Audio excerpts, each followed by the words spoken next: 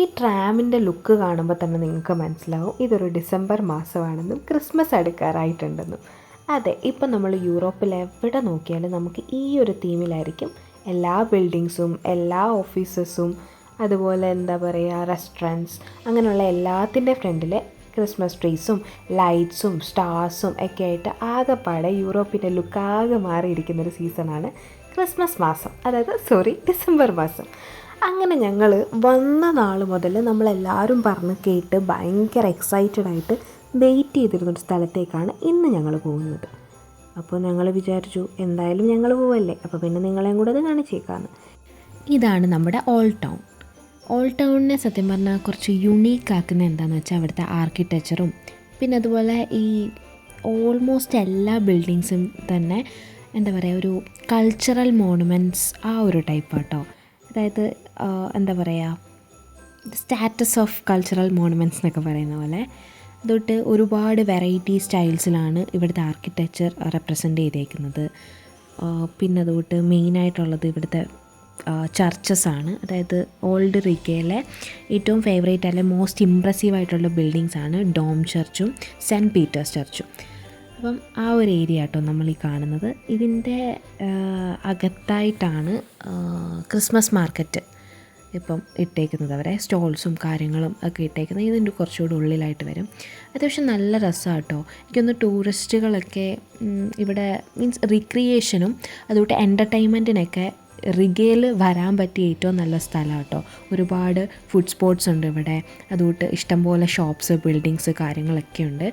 ശരിക്കും നമ്മുടെ ലാറ്റ്വിയയുടെ ഒരു കൾച്ചറൽ മോണുമെൻ്റ് ഏരിയ അല്ലെങ്കിൽ എന്താ പറയുക കൾച്ചറൽ ഹെറിറ്റേജ് എന്നൊക്കെ പറയുന്ന കൂട്ടൊരു ഏരിയയാണ് ഓൾഡ് റിഗ എന്ന് പറയുന്നത്, ഓൾഡ് ടൗൺ എന്ന് പറയുന്നത്.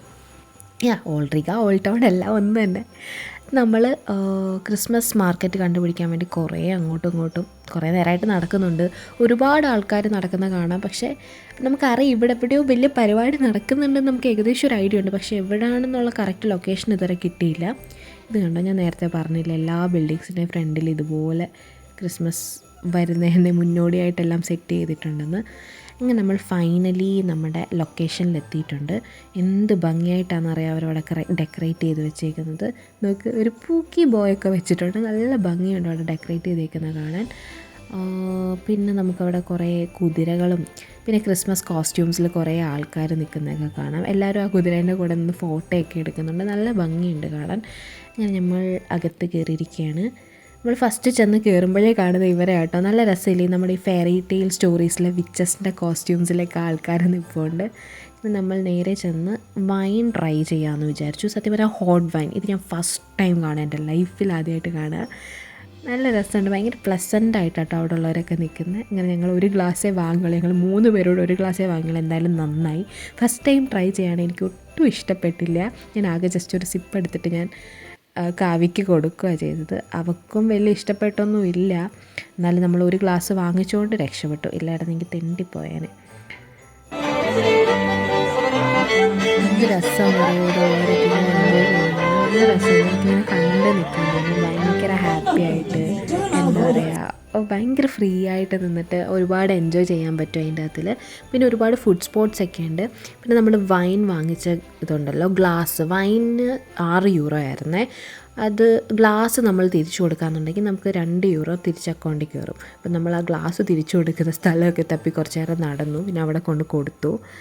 പിന്നെ നമ്മൾ വരുമ്പം കുറേ ഫുഡ് ഐറ്റംസും ഫുഡ് സ്റ്റോൾസ് എന്തൊക്കെയോ അടുപ്പിക്കിടന്ന് തിളയ്ക്കുന്നൊക്കെ ഉണ്ട്. പിന്നെ അതുകൊണ്ട് ആൽക്കഹോളിൻ്റെ ഒരുപാട് പ്ലേസസ് കാര്യങ്ങളൊക്കെ ഉണ്ടായിരുന്നു കേട്ടോ.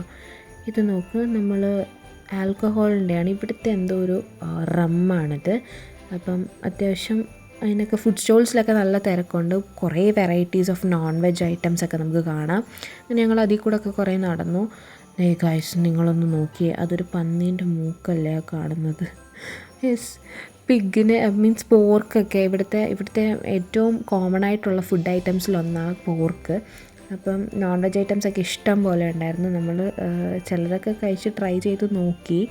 എന്നിട്ട് പിന്നെ നമ്മൾ അവിടെ നിന്ന് ഇറങ്ങുവാണ്. നോക്ക് നല്ല ക്യൂട്ടായിട്ടുണ്ട്, കുതിരേനെ അവരെയൊക്കെ കാണാൻ നല്ല ഭംഗിയായിട്ട് ഒരുക്കിയിട്ടുണ്ട്. അങ്ങനെ നമ്മൾ അതിൻ്റെ അകത്ത് കൂടെ ജസ്റ്റ് ഒന്ന് കറങ്ങി അടിച്ച് നടന്നിട്ട് നമ്മൾ അങ്ങ് ഇറങ്ങി. നമ്മൾ ഫിലിമിന് ബുക്ക് ചെയ്തിട്ടുണ്ടായിരുന്നു, മമ്മൂക്കേൻ്റെ ഫിലിമിന് വേണ്ടിയിട്ട് ബുക്ക് ചെയ്തിട്ടുണ്ടായിരുന്നു കളങ്കാവൽ. അപ്പോൾ അത് കാണാൻ വേണ്ടി പോയി.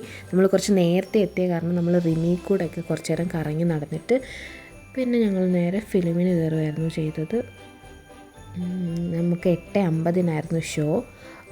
പിന്നെ നമ്മൾ അതിൽ കൂടെയൊക്കെ കറങ്ങി നടന്ന് കുറച്ച് നേരം കഴിഞ്ഞിട്ട് ഫിലിമൊക്കെ കണ്ടിട്ട് നമ്മൾ അങ്ങനെ തിരിച്ചിറങ്ങി. എങ്ങനെയുണ്ടായിരുന്നു ഞങ്ങളുടെ ക്രിസ്മസ് മാർക്കറ്റ്?